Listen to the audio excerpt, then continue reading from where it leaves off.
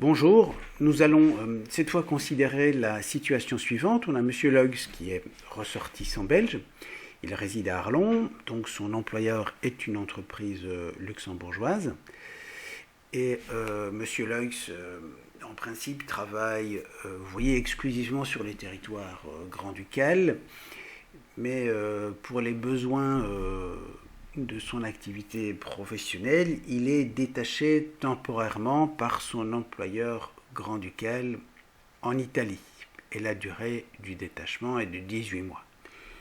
Et donc la question qui se pose maintenant est de déterminer le pays où les cotisations de sécurité sociale seront dues pendant la période de détachement.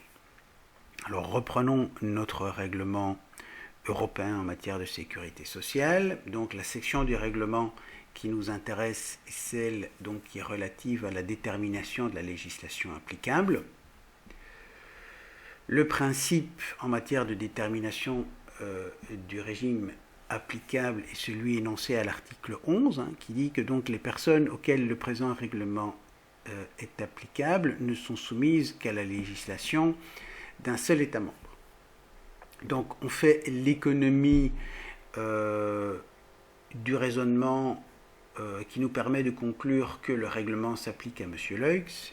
Et donc puisque le règlement s'applique à lui, donc il ne va devoir payer ses cotisations que dans un seul État membre. C'est le principe d'unicité qui est prévu par le règlement européen. Et c'est dans les paragraphes qui suivent que l'on trouvera la solution à la question de savoir dans quel pays les cotisations sont dues, puisque l'article 11.1 nous dit « Cette législation est déterminée conformément au présent titre ». Le point 2 ne nous intéresse pas.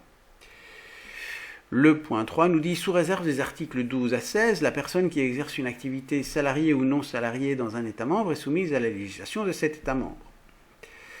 Et donc, là, on aurait tendance à conclure, donc tant qu'il travaillait au Grand-Duché, il était soumis aux cotisations de sécurité sociale au Grand-Duché, puis là, il travaille en Italie et il va être soumis aux cotisations de sécurité sociale en Italie. Alors, est-ce que ce raisonnement est réellement correct ? Il n'est pas complet, en tout cas, puisque on doit aller voir si, sous les articles 12 à 16, on ne trouve pas une exception au principe que l'on vient d'énoncer. Alors, commencer par l'article 12 qui nous dit donc la personne qui exerce une activité salariée dans un État membre pour le compte d'un employeur y exerçant ses activités. La personne qui exerce une activité salariée dans un État membre, c'est le cas de M. Luggs qui en principe travaille au Grand-Duché et donc pour le compte d'un employeur y exerçant normalement ses activités et que cet employeur détache pour effectuer un travail pour son compte dans un autre État membre.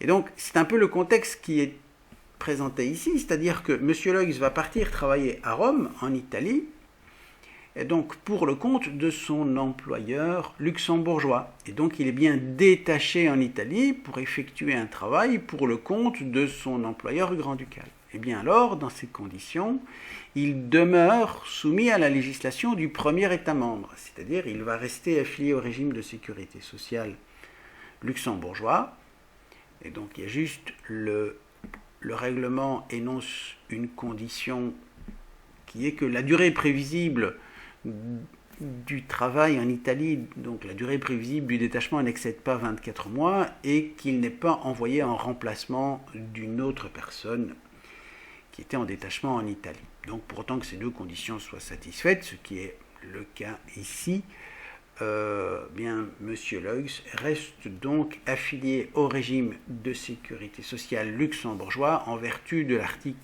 12 qui est appliqué et qui est donc une exception, vous voyez, à la disposition de l'article 11.3a. Donc je me répète, donc M. Luggs reste affilié au régime de sécurité sociale luxembourgeois pendant la durée de son détachement.